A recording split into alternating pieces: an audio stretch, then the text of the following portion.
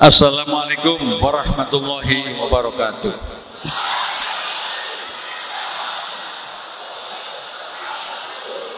Alhamdulillahirabbil alamin wa bihi nasta'inu ala umurid dunya waddin. Asyhadu an la ilaha illallah wahdahu la syarikalah wa asyhadu anna Muhammadan abduhu wa rasuluhu la nabiyya ba'dah. Amma ba'd. Wa qala Allah ta'ala fi kitabihil karim, a'udzu billahi minasyaitonir rajim, qul siru fil ardi fanzuru kaifa kana aqibatul mujrimin. Surat An-Naml ayat 69.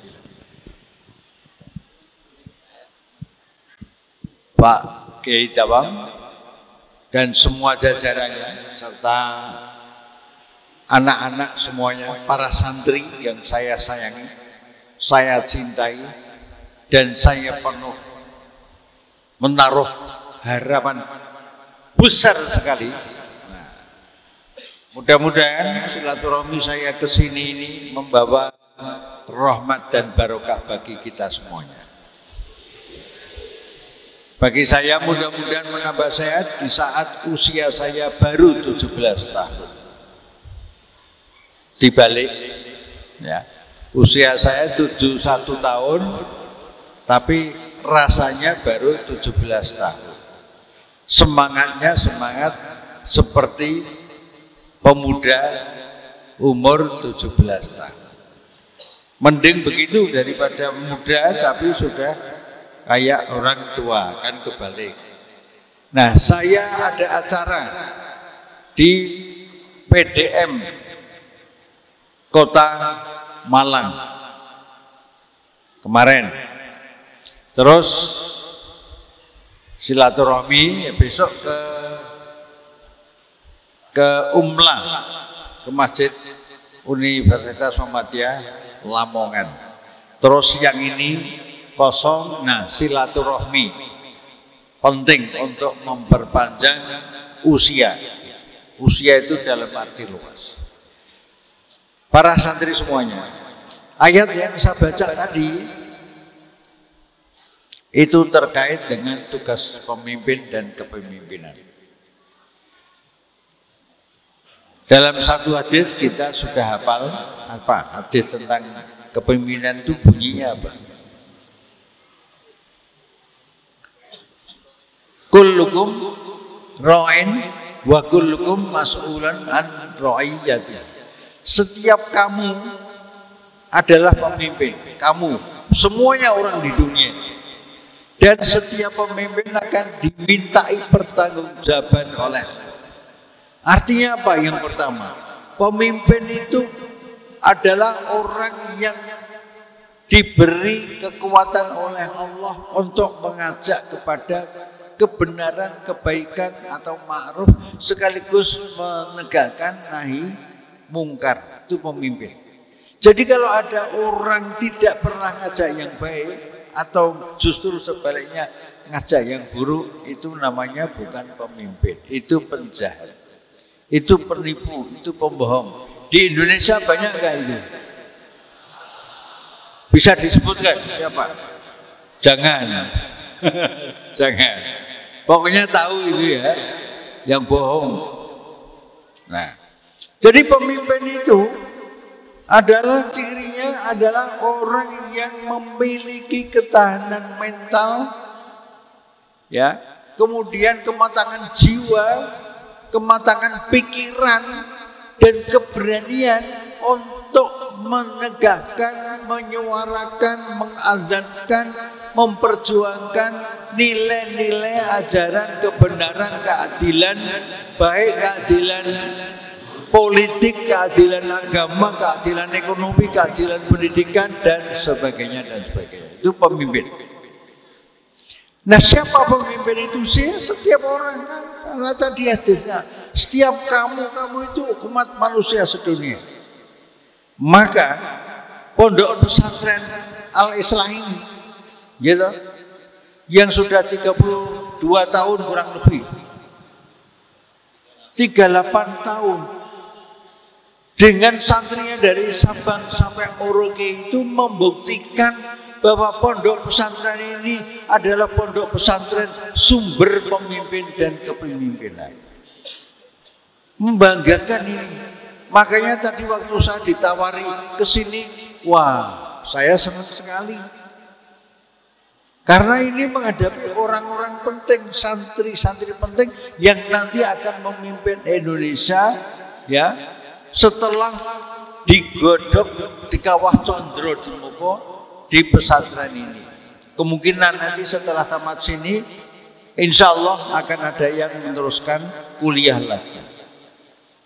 Nah, sekarang yang kedua, sumber pemimpin itu di mana? Satu, keluarga. Keluarga yang bagaimana? Keluarga yang jelas imannya. Iman berdasarkan tauhid.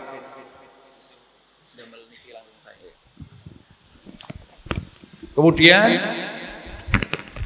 keluarga Islam, keluarga Muslim yang memahami, meyakini dan mengamalkan ajaran Islam. Ini para santri ini mesti berasal dari keluarga Muslim. Kalau tidak berasal dari keluarga Muslim, ya tidak dipercayakan ke pondok ini.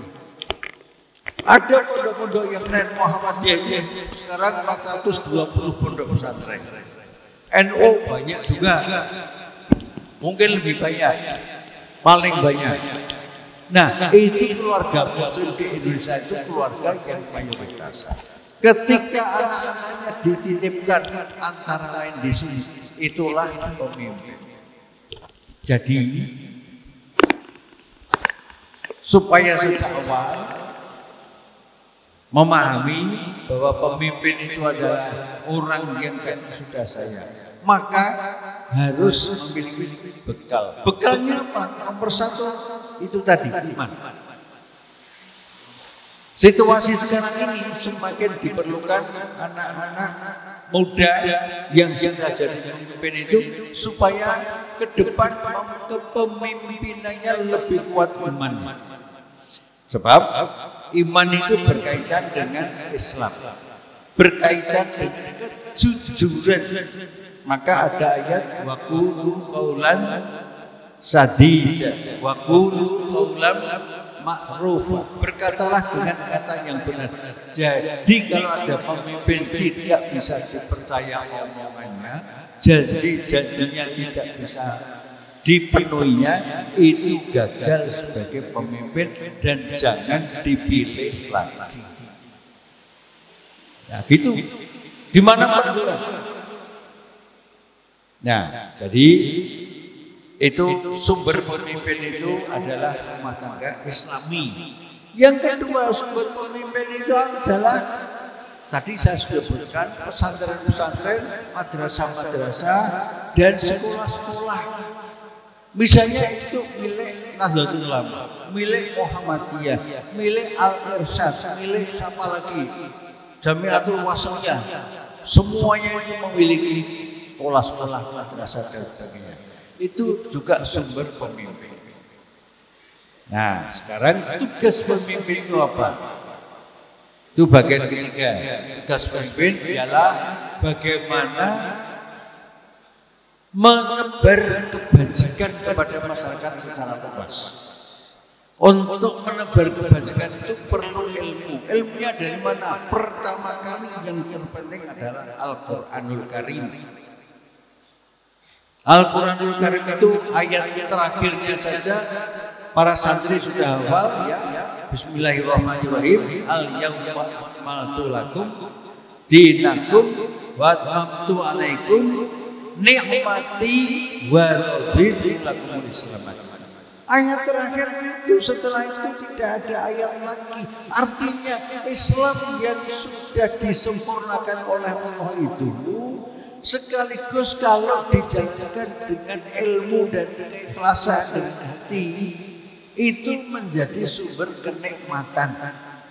Maka Islamlah agama yang diridhoi oleh Allah untuk semua umat manusia. Bahkan Allah menyatakan, kalau kamu mencari, mengamalkan, meyakini agama selain Islam, maka agama yang selain Islam yang anut itu tidak akan diterima oleh Allah. Wa may yabtaghi ghairal Islam itu. Ayat Al-Quran yang mengatakan inna dina indallahil Islam.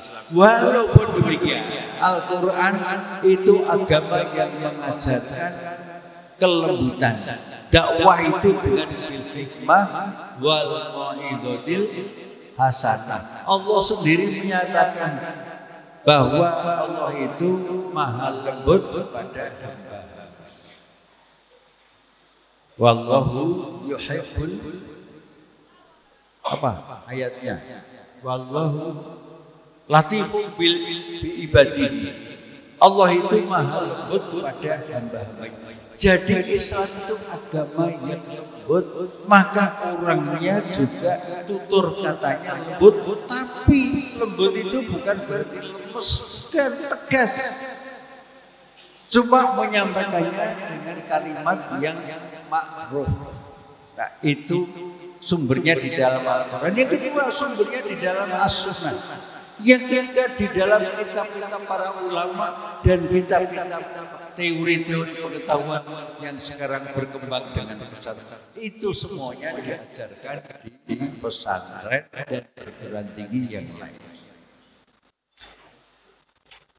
Nah, sekarang dengan penjelasan itu, tamatan pesantren dan perguruan tinggi yang lain itu masuk kelompok yang oleh Allah dinyatakan di dalam surat berapa ya? Surat apa ya? Yarfa'illahu alladziina aamanu minkum wal ladziina utul ilma. Surat Al-Mujadilah ayat 1. Orang-orang yang beriman dan berilmu itu derajatnya akan lebih ditinggikan daripada yang tidak. Maka iman dan ilmu itu menjadi penting. Pondok-pondok pesantren termasuk pondok di sini itu tidak hanya mengajarkan, tapi bagaimana mendidikkan kepada santri-santrinya, memadukan antara iman dan ilmu itu menjadi produk-produknya namanya amal soleh. Maka istilahnya iman, ilmu, amal. Amal itu harus amal yang berdasarkan ilmu. Maka namanya ilmu amaliyah. Amal itu harus, amal itu harus berdasarkan ilmu. Jadi amal ilmiah dan ilmu itu harus diamalkan. Ilmu amaliyah. Jadi dua istilah itu. Iman, ilmu, amal. Satu. Yang kedua, ilmu amaliyah dan amal ilmiah. Nah, jadi pondok pesantren ini nanti akan melahirkan sejumlah pemimpin yang bisa menguasai, merubah dari Sabang sampai Merauke. Insya Allah pasti. Bisa nggak? Yakin nggak?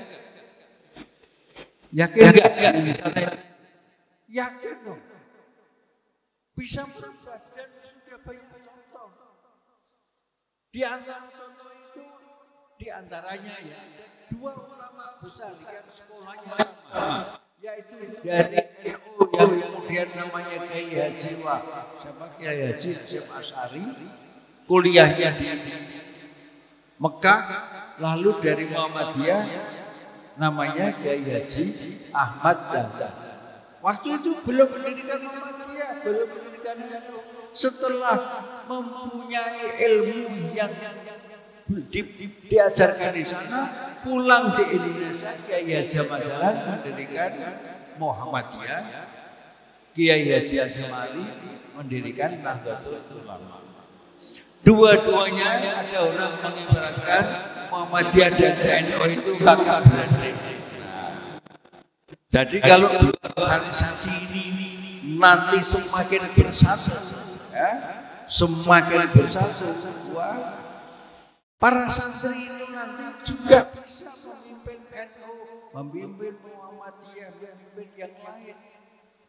Pilihannya bebas. Nah, sekarang situasi sekarang ini butuh orang-orang yang memenuhi syarat surat Mujadalah ayat 11. Supaya memahami Al-Quran. Di antara yang dipahami itu tadi saya sebut surat An-Naml ayat 69 yang artinya berjalanlah kamu Muhammad, Nabi kita itu Muhammad SAW, dan perhatikanlah bagaimana akibat orang-orang yang berbuat dosa.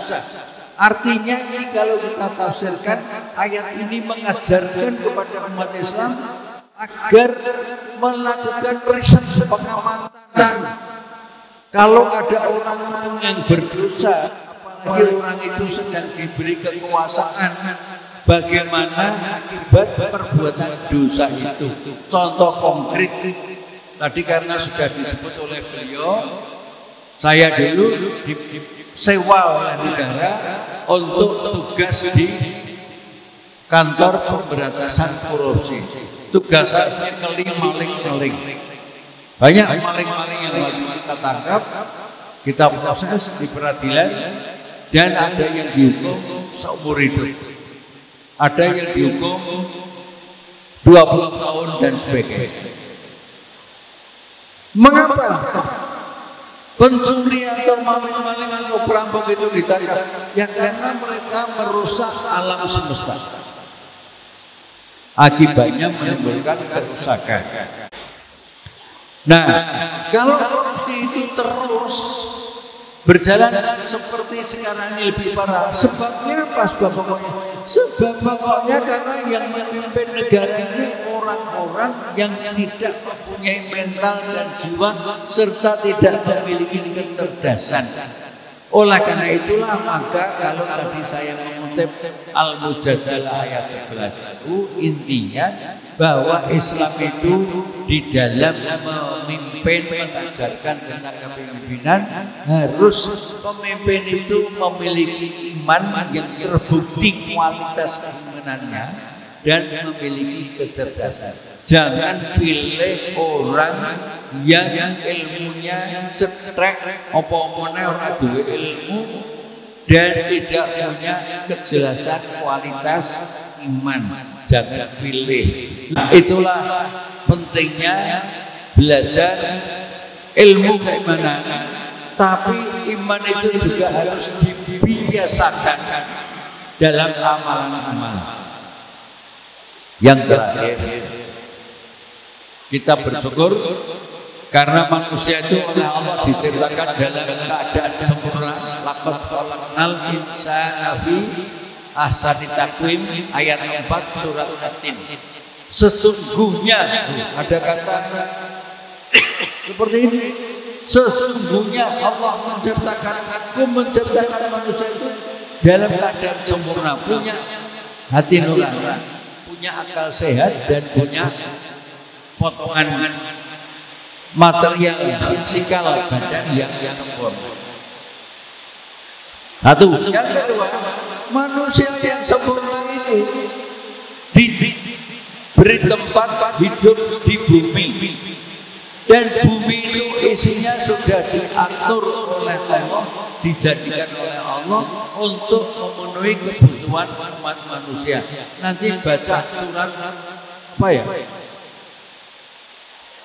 Ayatnya bunyi walaqad makkannakum fil ardi wa ja'alna lakum fiha ma'ayisha qalilan ma tashkurun.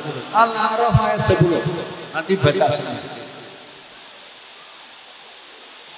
Ya, walaqad makkannakum fil ardi, dan sesungguhnya aku menciptakan kamu semuanya dan kamu menciptakan kamu itu kami tempatkan di bumi dan kami jadikan bumi itu untuk kebutuhan umat manusia. Nah, isinya bumi banyak sekali. Oleh karena itu harus dikelola. Mengelolanya harus pakai ilmu. Nabi kita mengatakan, saya hafal hadisnya ini, tapi ada hadisnya, kalau mau sukses dunia pakailah ilmu. Mau sukses dunia gunakan ilmu. Mau sukses dunia dan akhirat, ya, kalau mau sukses dunia gunakan ilmu. Mau sukses akhirat, gunakan ilmu. Mau sukses dunia akhirat, gunakan ilmu. Jadi ilmu itu penting sekali, terutama bangunan ilmu agama, termasuk di pondok pesantren. Penting sekali. Pondok yang terkenal ini sudah 38 tahun yang lalu. Jadi bersyukur kita adik-adik semuanya, anak-anakku bisa masuk di jajaran pondok yang ada di Paciran ini, pondok yang sangat terkenal sejak dulu, dan hasilnya banyak sekali orang-orang yang bisa memimpin negeri ini.